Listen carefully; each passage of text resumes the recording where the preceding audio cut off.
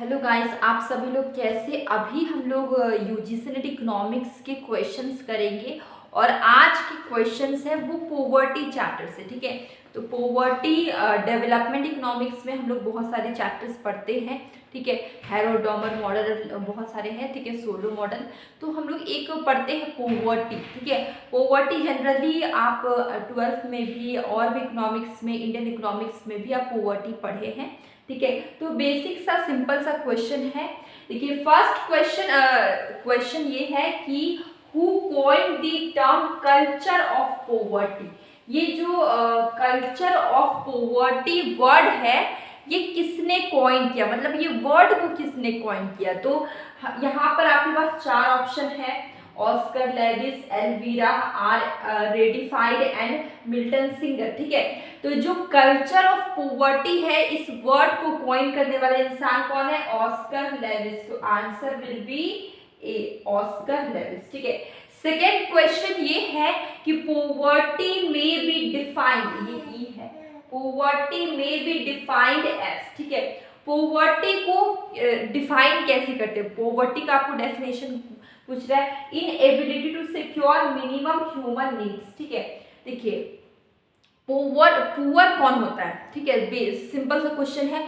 आपको भी पूछा जाए कि कौन है पुअर। ठीक है, पोवर्टी की गरीबी किसे कहते हैं? तो जो इंसान, एक इंडिविजुअल पर्सन हो जो कि अपने बेसिक नीड को फुलफिल नहीं कर पा रहा है। बेसिक नीड के अंदर क्या क्या आता है?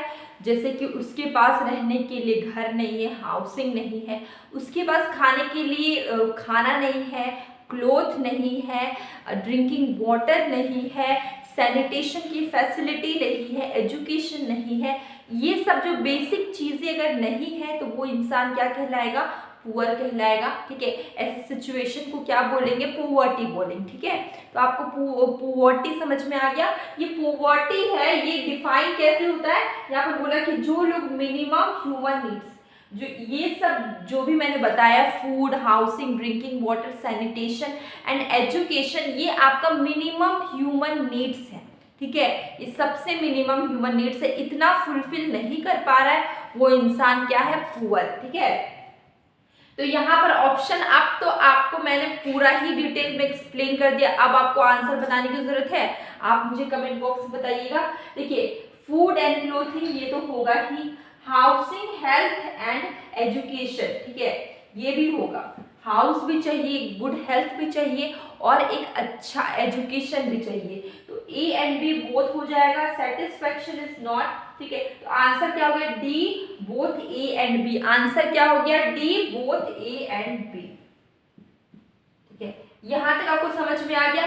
नेक्स्ट क्वेश्चन है कि Indian context the studies of poverty. ठीक है, इंडियन कॉन्टेक्स्ट में अगर हम लोग पोवर्टी के बारे में स्टडी करते हैं, वेयर मेड बाय वन। ठीक है, यहाँ पर कुछ नाम लिखे हुए हैं, डांडेकर एंड रथ। पोवर्टी के बारे में किसने, इंडियन मतलब इंडियन आपको राइटर बताना है जहाँ पे पोवर्टी के बारे में किसने किसने लिखा है कुछ। ठीक है, देखिए डांडेकर एंड रथ ने, ठीक है, पीके बर्धान ने, बीएस मिन्हास ने या जे आलूवालिया ने। ठीक है, तो अगर हम पोवर्टी की बात करें, इंडियन कॉन्टेक्स्ट की बात करें, तो यहाँ पर इंडियन कॉन्टेक्स्ट में पोवर्टी के बारे में अगर हम स्टडी कर रहे हैं तो हम लोग किसका किसका नाम पढ़ते हैं? डांडेकर एंड रथ का पढ़ते हैं, पीके वर्धान का भी पढ़ते हैं और बीएस मिन्हास का भी पढ़ते हैं।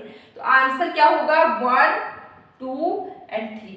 आंसर विल बी, फर्स्ट में क्या है? Both 1 and 2 wrong, both 2 and 3 wrong. C क्या है? 1, 2 and 3। तो आंसर क्या हो जाएगा आपका? सी, 1, 2 and 3।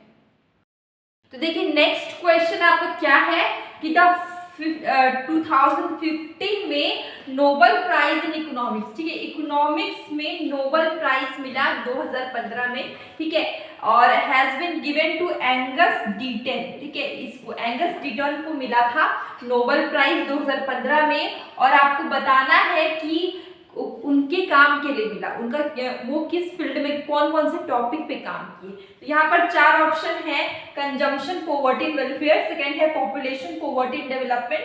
Consumption, saving and welfare. Consumption, human development and education. ठीक है, तो देखिए यहाँ पे 2015 में नोबेल प्राइज की बात कर रहे हैं जो कि एंगस डीटॉन को मिला था। ये भी इंपॉर्टेंट क्वेश्चन अगर आपसे पूछा गया 2015 में नोबेल प्राइज किसे मिला था, तो एंगस डीटॉन को मिला था। और इनका काम क्या था, इन्होंने किस टॉपिक पे काम किया, इन्होंने काम किया कंजम्पशन पे, पॉवर्टी पे एंड वेलफेयर पे। तो इसका आंसर क्या हो जाएगा, ए।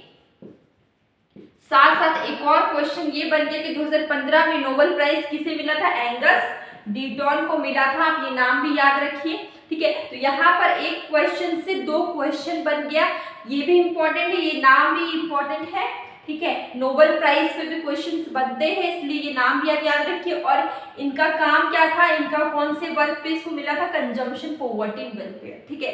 अब नेक्स्ट टॉपिक क्या है कि आपको बताना है who was the chairman of high power committee, ठीक है। High power committee for measurement of poverty, poverty को मेजरमेंट करने के लिए ये जो हाई पावर कमिटी है ये कब का था, 2013 का है। इसका चेयरमैन कौन था, ठीक है। 4 नाम लिखे हैं, ये सुरेश तेंदुलकर, सी रंगराजन, डीटी लकड़ावाला, वाईकेएल का, ठीक है। तो इसमें आपको क्या बताना है, क्वेश्चन आपको समझ में आ गया। चेयरमैन बताना है हाई पावर कमिटी का, ठीक है, हाई पावर कमिटी, ठीक है, जहां पर पॉवर्टी मेजर हुआ था 2013 में। इसका correct answer will be C Rangarajan, ठीक है। करेक्ट आंसर क्या है, सी रंगराजन। तो आंसर हो जाएगा आपका बी, सी रंगराजन। तो इसी के साथ आज हम लोग ने पॉवर्टी का एक क्लास हो गया हमारा, ठीक है, जहां पर हम लोग ने पॉवर्टी से रिलेटेड जो भी क्वेश्चंस एग्जाम में आए थे, पीवाईक्यूज में पिछले साल के जो क्वेश्चन पेपर में आए थे, प्रीवियस ईयर क्वेश्चन पेपर में, वो हम लोग ने कर लिया।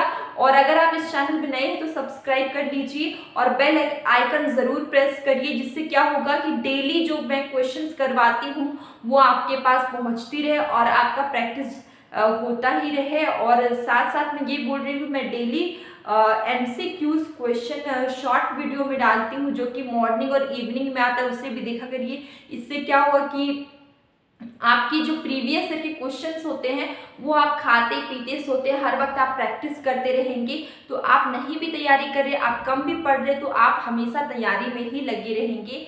इससे क्या वो टाइम भी हो जाएगा, साथ साथ आपकी प्रिपरेशन भी हो जाएगी। तो अब हम लोग मिलेंगे कल के वीडियो में।